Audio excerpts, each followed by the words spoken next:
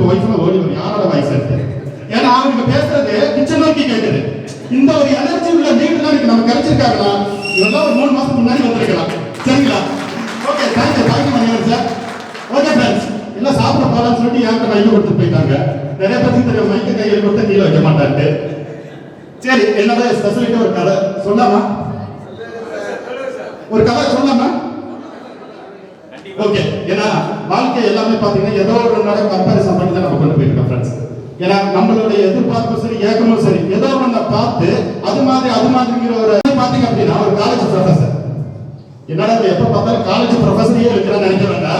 College ப்ரொஃபஸருக்கு எனக்கு ஒரு link இருக்கு, அது ஃப்ரீயா ஒரு நாள் நம்ம பேசலாம். சரிங்களா? ஒரு காலேஜ் ப்ரொஃபசர் பாத்தீங்க அப்படின்னா டெய்லி வந்து காலேஜுக்கு போயிட்டு மதியானம் லஞ்சுக்கு வீட்டுக்கு வந்தாங்க. இவர் தான் டெய்லி காலேஜ் போவார், மதியானம் லஞ்சுக்கு வீட்டுக்கு வருவாரு, சாப்பிட்டு முடிச்சுட்டு திரும்ப காலேஜ் போவார். அந்த மாதிரி பாத்தீங்க அப்படின்னா ஒரு நாள் ஒரு காலேஜ்ல இருந்து பசி, இப்ப நம்ம இருக்க நிலைமை வைக்கல, பசியில வந்து வீட்டுக்கு சாப்பிடலாம் அப்படின்னு சொல்லிட்டு காலேஜ்ல இருந்து கிளம்பி வந்துட்டு இருக்காரு. கேட்டை வந்து வெளியே வந்து பார்த்தா ஒரு சைக்கிள் ஒருத்தர் ஓட்டிட்டு வந்து அவர் மேலே அடிச்சிட்டான். இவரு டென்ஷன் ஆகிட்டு பார்த்து ரோட்ல பார்த்து போக மாட்டியா கண்ணு தெரியுது அப்படி அந்த சைக்கிள்ல வந்து பிடிச்சி சத்தம் போட்டுட்டு வந்துட்டார். வந்து முடிச்சுட்டு அப்புறம் பாத்தீங்க அப்படின்னா பஸ் ஏறு, ஏன்னா பஸ் ஏறி ஒரு ஸ்டாப் தான் ஒரு வீடு. பஸ் ஏறி வந்துட்டாரு, 10 ரூபாய்க்கு டிக்கெட் கொடுக்குறாரு. டிக்கெட் கேட்கிறார் கண்டக்டர். கண்டக்டர் என்ன 2 ரூபாய் டிக்கெட் 10 ரூபாய் கொடுக்குற அப்படிங்கும்போது இவர் கண்டக்டர் நீ தான் வேலைக்கு வந்திருக்க, நீ தான் சொல்ற வச்சிருக்கலாம், நான் சொல்ற பண்றவங்க கண்டக்டர் எரிச்சு விடுறாரு. சரி, பஸ்ல இருந்து இறங்கி வீட்டுக்கு போயிட்டு கதவை தட்டாரு. வயசு ஆளுக்காரன் கதவை திறக்கல. தப்பு நீங்க வேலை வேகமா கதவை தட்டி கண்டக்டர் வந்து கதவை தட்டி பிடிச்சி திட்டுறாரு. வந்து எவ்வளவு வேகமா கதவை தட்டிட்டு இருக்க, நீ இன்னும் கதவை திறக்காம என்ன பண்ணிட்டு இருக்க அப்படின்னு. இல்லைங்க பின்னாடி என்ன துணி தோச்சு இருந்தாங்க அது வந்து எவ்வளவு கதவை தட்டு அப்புறம் போயிட்டு வயசா இருக்கு. சரி, எல்லாமே கதவை திறந்து உட்காந்து சாப்பிட்டு முடிக்கிறார். சாப்பிட்டு முடிச்சதுக்கு அப்புறம் சாப்பிட்டு முடிச்சுட்டு அப்படியே உட்காந்து சேர்ல யோசனை பண்ணிட்டு இந்த பல்லு குத்து குடிச்சிருக்கிறார். அதை எடுத்து அப்படியே நோண்டிட்டு சைக்கிள்ல வந்து என்னதான் பண்ணணும், அவ ஏதோ ஒரு அவசரத்தில் போயிருப்பான், நம்ம தான் பார்த்து வந்துருக்கணும். ஓகே, கண்டக்டர் எத்தனை பேருக்கு தான் சில்லறை கொடுப்பான், நம்ம ஒரு 2 ரூபாயை எடுத்து கொடுத்து இந்த வேலை முடிச்சது. கொண்டாடி காலையில இருந்து மதியானம் வரைக்கும் எவ்வளவு வேலை இருந்துச்சோ நம்ம வந்து கதவு தட்டும் போது நம்ம கேட்டிருக்காரு. அப்ப சாப்பிடறதுக்கு முன்னாடி வரைக்கும் அவனோட யோசனை டென்ஷன் இது. சாப்பிட்டு முடிச்சதுக்கு நிதான யோசனை அப்படின்னு பார்த்தா நம்ம சரி அதனால எல்லாம் பசியில இருக்கும், சாப்பிட்டு முடிச்சவங்க நிறைய விஷயம் இருக்கு. இப்ப ஃப்ரெண்ட்ஸ் நான் தான் ஃபர்ஸ்ட் சொன்ன விஷயம் டெக்னாலஜி. இன்னைக்கு அந்த ஒரு விஷயம் தான் ஃப்ரெண்ட்ஸ் நம்மளால இன்னைக்கு கட்டி போட்டு கொண்டு வந்து வச்சிருக்கு. உண்மையா இல்லைங்களா? இந்த டெக்னாலஜிங்கிற ஒரு விஷயத்தை நம்பி தான் நீங்க நெட்வொர்க்கை வேணாம்னு சொல்லி போன எல்லாரும் நீங்க திருப்பி மனசு வந்திருக்காங்க. என்ன காரணம்னு சொல்லி பாத்தீங்க அப்படின்னா டெக்னாலஜி அடுத்த உலகத்தை எந்த அளவுக்கு ஆள போகுது. நான் சொல்றது வந்து கிரிப்டோ கரன்சி இந்த சப்ஜெக்ட் மட்டும் கிடையாது, வருங்காலம் எப்படி இருக்கு. ஏன்னா கடந்த ஒரு 5 வருஷத்துல நிறைய விஷயம் நம்ம பார்த்துட்டோம். ஆரம்ப காலகட்டத்தில் காதல கேள்விப்பட்ட விஷயத்தை நம்பாம விட்ட ஒவ்வொரு நபரும் அன்னைக்கு என் கையில் அப்படி இருந்துச்சு, அன்னைக்கு நான் இதை பண்ணி இன்னைக்கு இப்படி இருப்பேன், எவ்வளவு என்ன வேணாலும் சொல்லலாம். ஆனா இன்னைக்கு பாத்தீங்கன்னா டெக்னாலஜி உலகத்துல வேற லெவல்ல பெரிய லெவல்ல வந்து டெக்னாலஜி டெவலப் ஆகிட்டு போயிட்டு. கண்டிப்பா நான் வந்து நெட்வொர்க்ல இருக்கேங்கிறதுக்காக பெருமைப்படுறேன். என்ன காரணம் தெரியுங்களா? நம்ம நெட்வொர்க் மார்க்கெட்டிங் ஒண்ணு இல்லைன்னா இன்னைக்கு ராஜாமணி சார் சொன்ன இந்த விஷயம்லாம் வெளியே 1 கோடி ரூபாய் கொடுத்தாலும் சொல்லி தரது ஒரு ஆள் கிடையாது. உண்மையா இல்லைங்களா? எவ்வளவு பெரிய விஷயம். ஸ்மார்ட் போன் வாங்கிட்டு அதை ஆப்ரேட் பண்ண தெரியாம ஒரு நின்ற சூழ்நிலையில கூட ஒரு ஃப்ரெண்ட் அதை எப்படி ஆப்ரேட் பண்றேன்னு சொல்லி தரணும் இருந்தாங்க.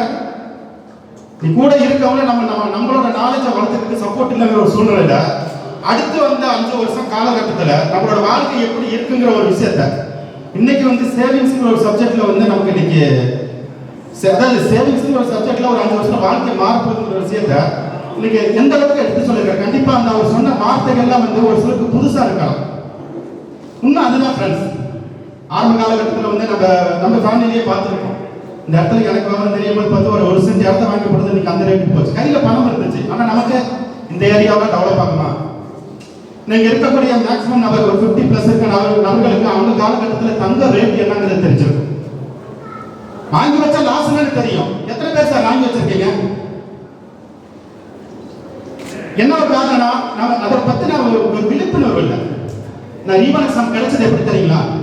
சேவிங்ஸ் அப்படிங்கிற ஒரு விஷயம் எவ்வளவுக்கு வாழ்க்கையில சார் ஓகே சேவிங்ஸ்ங்கிற ஒரு விஷயம் வாழ்க்கையில எவ்வளவு முக்கியத்துவமான ஒரு விஷயங்கிறது எல்லாத்துக்குமே தெரியும். ஏன்னா நம்ம ஸ்கூல் படிக்கும் போது பாத்தீங்கன்னா சஞ்சய்கான்னு சொல்லி ஒன்று ஸ்டார்ட் பண்ணாங்க, சிறு சேமிப்பு திட்டம்னு சொல்லிட்டு குழந்தைங்க எல்லாருமே அந்த ஸ்கூல்ல நம்ம படிச்சு வரும்போது சொல்லி தந்தாங்க. இன்னைக்கு எப்படி தெரியல. சிறுசாமிங்கிற ஒரு விஷயத்தை ஸ்கூல்ல இருந்து பழக்கப்படுத்தி வந்த நம்ம இன்னைக்கு எவ்வளவு சேர்த்து வச்சிருக்கோம். வரக்கூடிய வருமானம் செலவுக்கே பத்தலங்கிற ஒரு சூழ்நிலை, சேவிங்ஸ் ஒரு சப்ஜெக்டை பத்தி நம்ம யோசிக்கவே முடியல. அப்படிப்பட்ட ஒரு வாழ்க்கை தான் எனக்கு இது வரைக்கும் கலந்து வந்திருக்கோம் ஃப்ரெண்ட்ஸ்.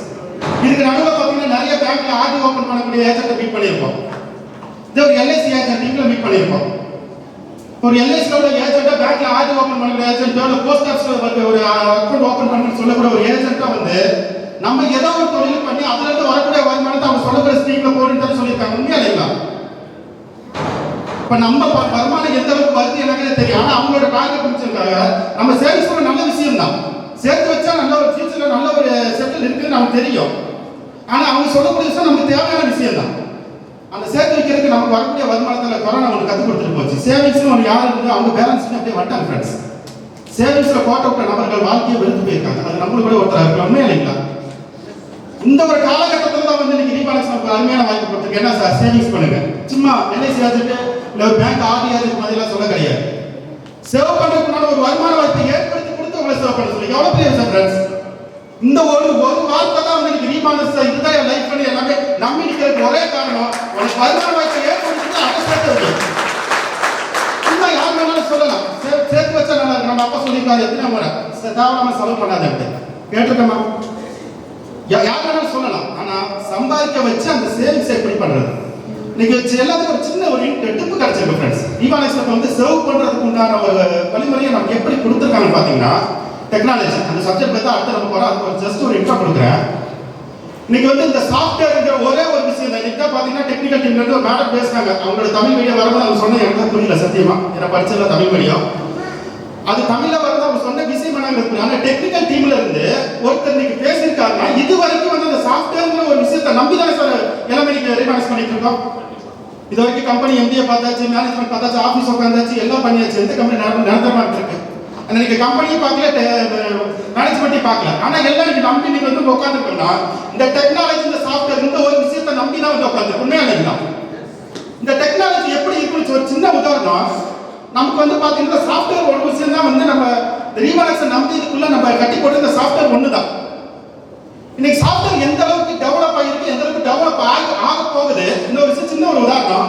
13 வருஷமா உலகத்துல நம்பர் 1 கோடி சொல்றது யார் சார்? Bill Gates. அவனை ஒரே தூக்கி வாரம் கட்டினதுக்கு அமேசான். அவன் எவ்வளவு சார் பிசினஸ் பண்றான்? ஒரே ஒரு சாஃப்ட்வேர் அமேசான் ஒரு சாஃப்ட்வேர். அந்த சாஃப்ட்வேர் வந்து உலகத்துல நம்பர் 1 கோடி சொன்னா அவன் மாறக்கூடிய அளவுக்கு இருந்திருக்குன்னா அந்த சாஃப்ட்வேரோட சப்போர்ட் அவனுக்கு எந்த அளவுக்கு சப்போர்ட் பண்ணியிருக்கோம். அமேசான் ஸ்டார்ட் பண்ணும்போது அவனுக்கு எத்தனை கஸ்டமர்ஸ் இருந்தாங்க? அமேசான் ஒரு சாஃப்ட்வேர் வரும்போது அவனுக்கு எத்தனை கஸ்டமர் இருந்தாங்க உலகத்துல? ஒரு ஆள் கிடையாது. நம்ம ரீபாலன்ஸ் ஃபியூச்சர் பிளான் என்ன சார்? இ-காமர்ஸ். இமேஜின் பண்ணி பார்த்துக்கீங்களா எப்படி அது வரும்னு சொல்லி? ஒரு கஸ்டமர் இல்லாம ஆரம்பிச்ச அந்த அமேசான் இன்னைக்கு நம்பர் 1 கோடீஸ்வரரா இருக்குன்னா இவ்வளவு கஸ்டமரை உருவாக்கி இ-காமர்ஸ் வந்து நம்பர் இன்னைக்கு ரீபாலன்ஸ் நம்ம சொல்லி தரக்கூடிய ஒரே விஷயம் என்னன்னு சொல்லி பாத்தீங்கன்னா வந்த வருமானத்தை எப்படி சேவ் பண்ணணும் ஒரு பேமெண்ட் கேட்வே உருவாக்கி கிரிப்டோக்குள்ள கொண்டு போய் விட்டாச்சு. இதோட டேஸ்ட் என்னங்கிறது வந்தவங்க இன்கம் மேல சேவ் பண்ணும்போது புரிஞ்சிருச்சு. ஆனா அடுத்து நம்மளோட பேக்கேஜ் பாத்தீங்கன்னா எசென்சியல், பேலன்ஸ்டு, வெல்த்தி. எசென்சியல் என்ன சார்? சமச்சீர் வாழ்க்கை. நம்மளோட அன்றாட வாழ்க்கைக்கு தேவையான பணம், அன்றாட தேவையான நம்ம சாப்பிடணும், அரிசி பருப்பு காய்கறி. இதுக்கு தேவையான வருமானத்தை ஃபர்ஸ்ட் நம்ம பார்ப்போம். அதுக்கு எசென்சியலா கொடுத்தாச்சு. Balance life. பேலன்ஸ் லைஃப் போனா சொந்தமா ஒரு வீடு கார் இந்த மாதிரி ஒரு லக்ஸரி ஒரு பேலன்ஸ் லைஃப்ல போறதுக்கு வந்து ஒரு பேக்கேஜ் கொடுத்தாச்சு. அதுக்கப்புறம் தான் சேவிங்ஸை பத்தியே சொல்றேன். ஆனா இன்னைக்கு ரீபாலன்ஸ்ல ஓப்பன் ஆயிருக்கு சேவிங்ஸ்ங்கிற ஒரு அந்த சப்ஜெக்ட் பண்ணா ஒரு சாஃப்ட்வேர் மட்டும்தான். இ-காமர்ஸ் வரும்போது அரிசி பருப்பு படையே ரீபாலன்ஸோட சாஃப்ட்வேர் பயன்படுத்தி வாங்க முடியாது. அப்ப எசென்சியல் பேக்கேஜ் பண்ண வருமானத்தை கொடுத்து அந்த வருமானத்தை அந்த சாஃப்ட்வேர் மூலமா பயன்படுத்தக்கூடிய ஒரு விஷயம் புரியுதுங்களா? அடுத்து சொந்தமா ஒரு கார் வாங்கணும், சொந்தமா ஒரு வீடு வாங்கணும். பேலன்ஸ் லைஃப்ல வரக்கூடிய அந்த பேக்கேஜ்ல வரக்கூடிய வருமானத்துல ரீபாலன்ஸ் சாஃப்ட்வேர் பயன்படுத்த சொந்த கார் சொந்த வீடு வாங்கக்கூடிய அளவுக்கு இந்த ரீபாலன்ஸ் சாஃப்ட்வேர் ஃபியூச்சர்ல மாறும். இப்ப அன்றாட தேவைப்படான வருமானத்தையும் பேலன்ஸ் லைஃப்ல வருமானத்தையும் தந்து அதுக்குண்டான செலவையும் இங்கேயே ரீபாலன்ஸ்ல உங்களுக்கு உண்டான வருமானத்தை கொடுத்து அந்த வருமானத்தை இதுக்குள்ளேயே செலவு பண்ண மாதிரி ஒரு பிளாட்ஃபார்ம் போட்டா இதோட ஃபியூச்சர் எந்த அளவுக்கு ஜஸ்ட் இமேஜ் பண்ணி பாருங்க. இப்ப எப்படிப்பட்ட இடத்துல சார் நம்ம வந்திருக்கோம்? ஏன்னா லாக்டவுன்ல தான் இந்த பிசினஸ் ஸ்டார்ட் ஆச்சு. இன்னைக்கு லாக்டவுன்ல ஜூம்ங்கிற ஒரு ஆப்பை மட்டும் பயன்படுத்தி அந்த ஜூம் ஒரு டெக்னாலஜி தான். பயன்படுத்த நீங்க வந்திருக்க அப்படின்னா ரீவானஸோட டெக்னாலஜி எந்த அளவுக்கு இருக்கு, அந்த டெக்னாலஜி எந்த அளவுக்கு நம்ம நம்பி பண்ணலாம்.